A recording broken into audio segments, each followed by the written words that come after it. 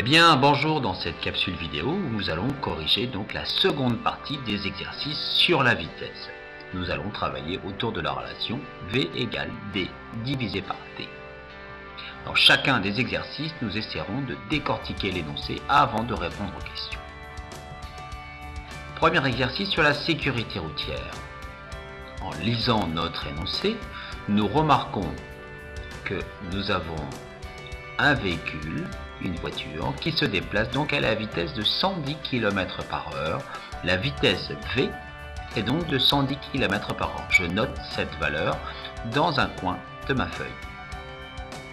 Deuxième information que je vais noter, la distance à laquelle se trouve notre obstacle, 230 mètres. Donc l'écart entre la voiture et l'obstacle sera une distance D égale 230 mètres. Un temps de réaction de 3 secondes, c'est-à-dire que notre véhicule va se déplacer pendant 3 secondes avant que le chauffeur ne freine. Durée du parcours, T égale 3 secondes. Enfin, dernière information, une fois que ces 3 secondes seront écoulées, le chauffeur freine et le véhicule va parcourir encore 95 mètres. Nous remettons l'ensemble de ces informations sur un schéma. Nous avons dit que le véhicule se déplaçait à la vitesse V égale 110 km/h. Donc je trace une flèche sur mon véhicule dans le sens du déplacement et j'indique la valeur de la vitesse, 110 km/h. Deuxième information, vous savez que la voiture est séparée du camion par une distance D égale 230 mètres, vous allez donc indiquer sur votre schéma cette distance D équivalente à 230 mètres. C'est la distance maximale que devra parcourir votre véhicule.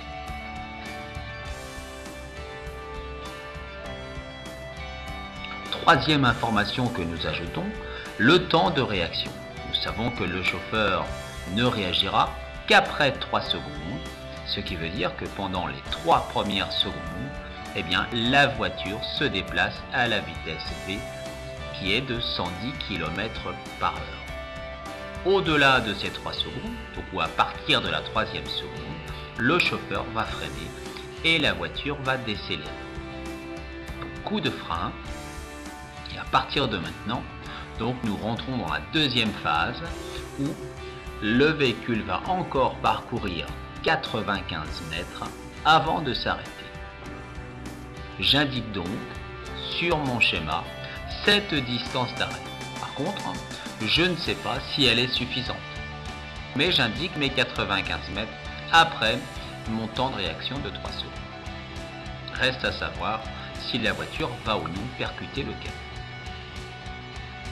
Toutes les informations sont décryptées, nous pouvons commencer à répondre aux questions. La distance, on vous demande la distance parcourue par le véhicule pendant les 3 secondes. Nous savons que la vitesse est de 110 km/h et que la durée du parcours est de 3 secondes.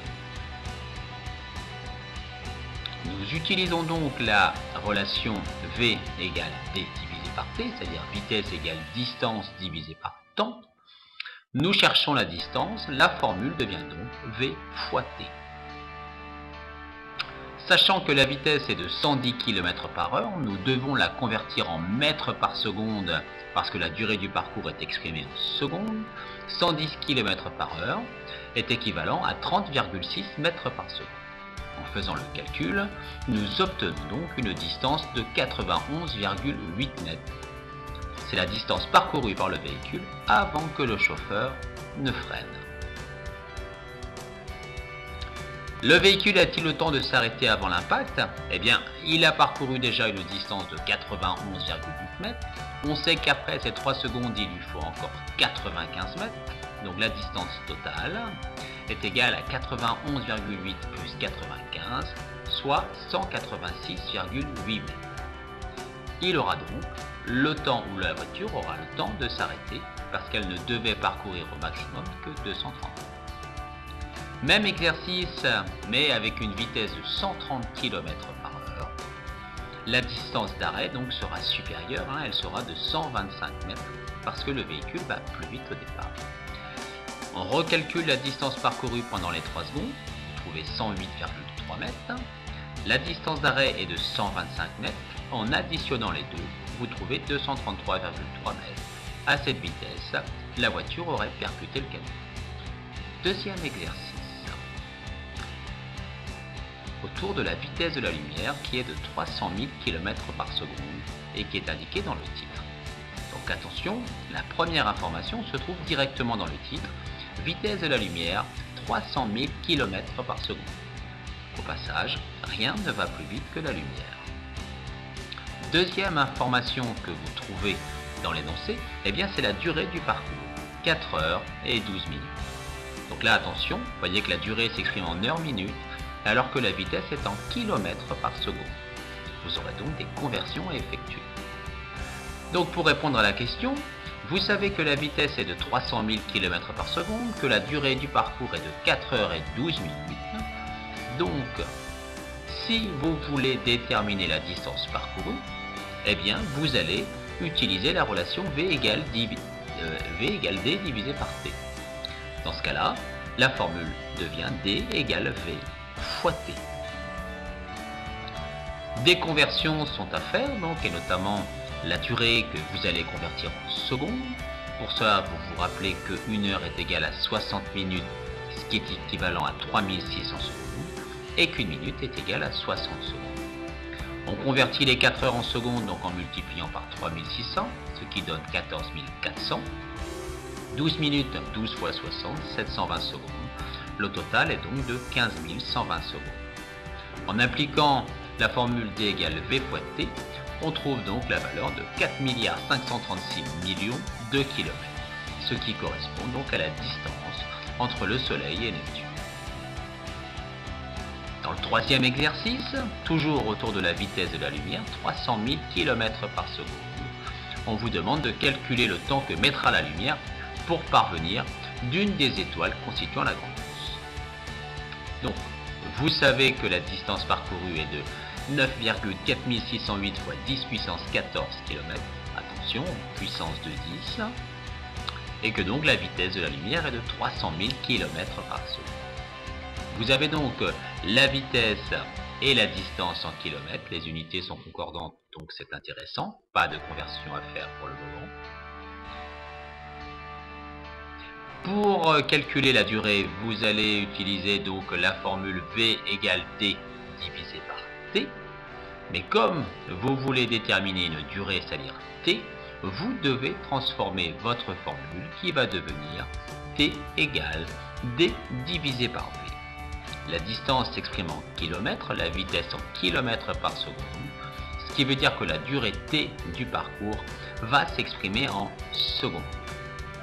En faisant le calcul, donc vous trouvez une valeur de 3 153 600 000 secondes. C'est le temps que met la lumière pour nous venir de cette étoile. Alors, question intéressante, en quelle autre unité aurait-on pu mesurer cette distance? Nous allons utiliser l'année-lumière. Attention, c'est trompeur, l'année-lumière est bien une unité de distance. Exercice numéro 4 autour de la fibre optique. Donc la lumière parcourt 900 km dans une fibre optique en verre en 4,5 10 puissance 3 secondes. Donc là, vous avez bien deux informations, la distance parcourue, 900 km, et la durée du parcours, les 4,5 fois 10 puissance moins 3 secondes. Encore des puissances de 10, donc attention à bien les utiliser. Pour calculer la vitesse de la lumière dans le verre, vous utilisez directement la formule V égale D divisé par T. La formule s'utilise directement, donc 900 km pour la distance, 4,5 10 moins 3, nous effectuons le calcul, vous trouvez une vitesse de 200 000 km par seconde. C'est bien la vitesse de la lumière dans le verre. Elle est infinie.